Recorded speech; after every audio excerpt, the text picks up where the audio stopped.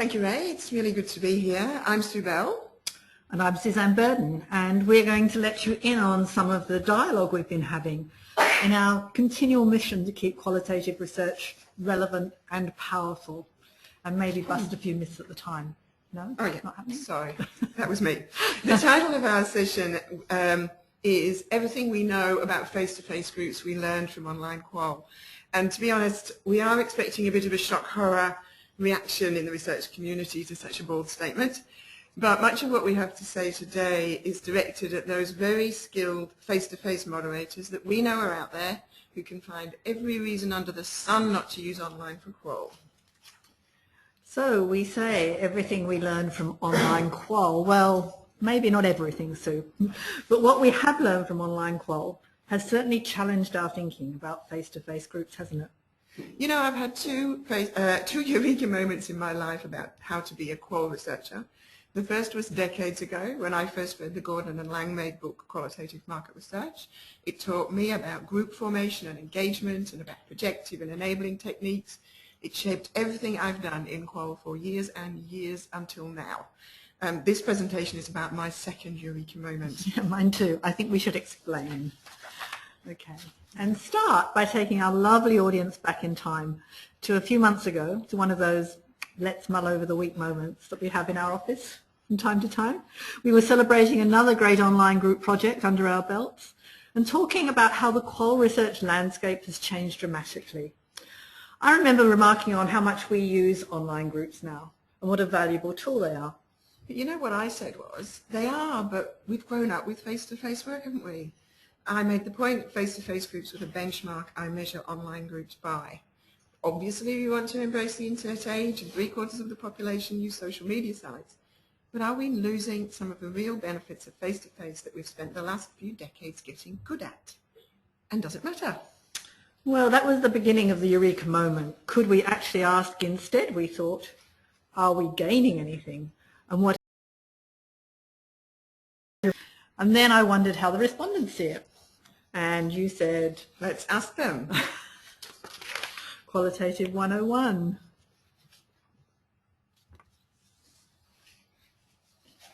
So, welcome back to the here and now.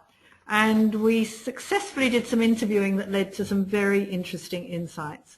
We talked to 14 people who had recently taken part in one of our online bulletin board groups, our 3-day online bulletin board groups, and had also done at least 2 face-to-face groups in the past. This was original research. You heard it here first, folks. And it made us think some of our long-held assumptions about face-to-face focus groups.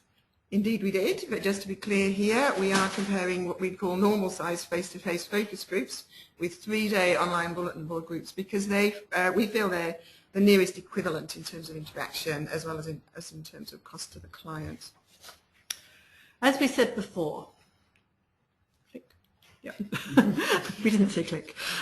We originally set out to find out how best to transfer what we know about face-to-face groups and then to apply it online.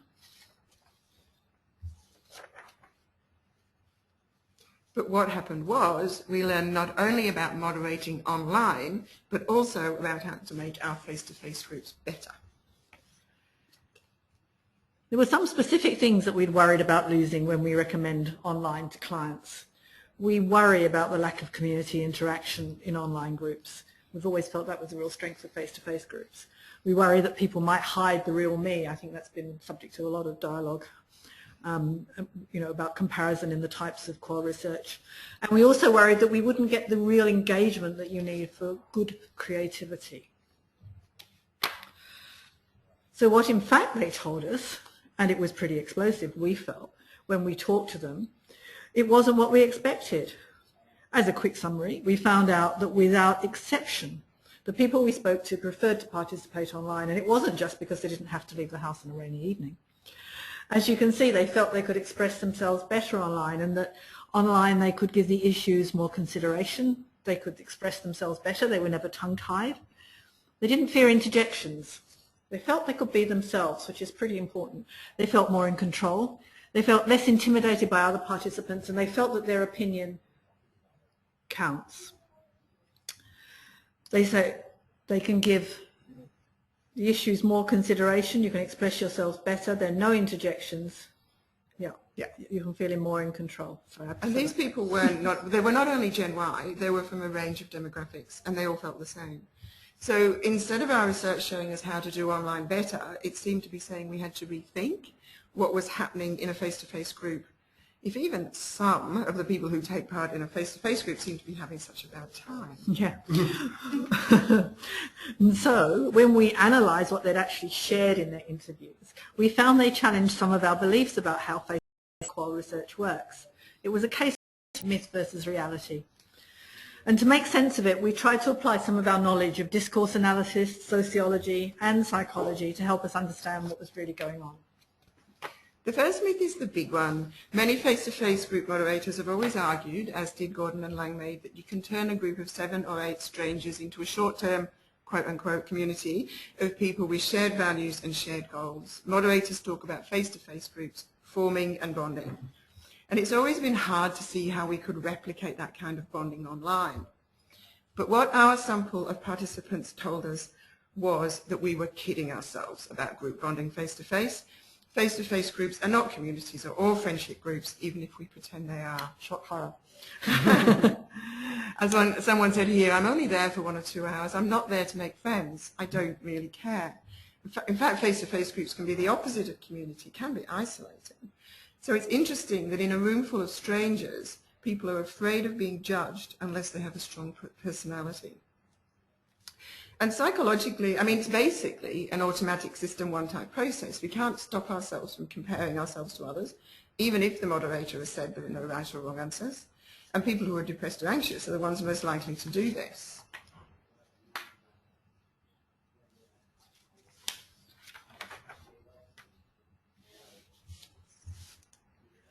In contrast, participants told us that online they could relax and enjoy themselves. They said they could spend more time assessing and understanding other people's perspectives. From a sociological perspective, this first myth is an interesting one to explode. In some ways, as researchers, we have touted the face-to-face group as an instantaneous replica of a social network, recruiting those with a few similar elements in their profile, be it age, socioeconomic status, buying habits, or response to a few attitudinal questions. We all know from experience that moderators then often have to work really hard to foster a temporary sense of community amongst participants, to expose shared meaning and to generate trust. Online is more like a chat room, which is becoming more and more a normal experience and gives involvement, even though people are strangers. One of the lessons I've learned from this is the need that participants have for validation. It's really important online and face-to-face to respond to each person individually in a positive way. Okay, so let's explode another myth. Our second myth is the belief that people in face-to-face groups are showing everyone the real me, whereas online, people can hide. According to our research, that's not true either. Online, you don't have to walk out with the people afterwards or meet them in the shops. You're never likely to see them again. You can be yourself, more of the real you. Have you ever thought as a face-to-face moderator about how people were thinking afterwards? They could be full of remorse about the silly joke they told, embarrassed about the argument they got into. You're more likely to be critical online because you don't have to see people's reactions and know by their body language that they're pissed off. That really surprised us, didn't it? Even though, as moderators, we pride ourselves on controlling those sorts of things, this respondent is telling us that in a focus group, her honesty is compromised by her sensitivity to other people. Not just what they say, but their body language too. And we thought we had the monopoly on assessing body language. From a psych perspective, there's considerable evidence that the self, anyway, is a fluid concept at the best of times and is heavily context dependent. We all have identities that we may activate depending on the context. In other words, the me that someone shows is a function of the environment that the researchers created for them. From a psych perspective, Suzanne, I'd say it's not just a question of whether online or face-to-face gets to the real me, but how we can design them both to make sure they do. Yes, so I think it would be fair to say that this has in fact practically changed the way we moderate face-to-face groups. Don't you? Yeah, absolutely. The most important things are that we work harder to give people opportunities for self-expression in a secure environment. We realise how important it is that they don't feel intimidated, and there are practical ways we can do that. One thing we don't do that much of anymore after this research is kind of pounce on people. I don't mean literally, obviously, but that way of moderating when you just suddenly ask a new question and put poor Sally on the spot by saying, Sally, what do you think? We thought before we could get spontaneity if they didn't see the question coming. The truth is waiting for the pounce just becomes uncomfortable. It's better for the people in the room not just to know what is expected of them, but when. And it's also up to us to manage that body language response, not just to observe it, which is what we've tended to do, to make sure everyone is comfortable and happy to participate. Do you know the one about face-to-face groups being more creative because of all the debate and interaction?